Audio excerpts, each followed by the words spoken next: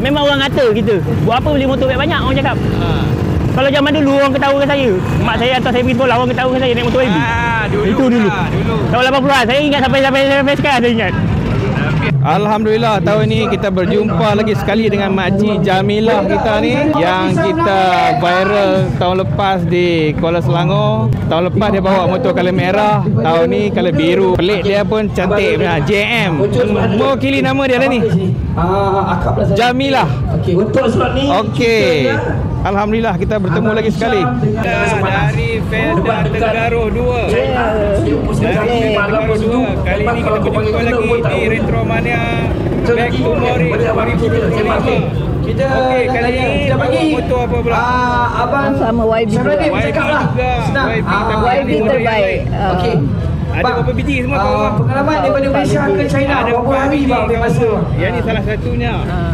Dan kita mendoakan semoga Makcik Jamilah terus rock and ride. Jangan berhenti selagi ada tenaga, selagi terus rock and ride. InsyaAllah. Assalamualaikum, saya Suhaimi anak kepada Makcik Jamilah. Okey, Makcik legend. Okey. Sejarah mak saya main motor daripada saya kecil. Sejak saya lahir. Zaman YB ni baru keluar dia dah beli. Tahun 75 dia dah beli motor. Sama ayah pun beli motor juga sama. Ada motor lain tak? Dia tak nak pakai motor lain? Ada.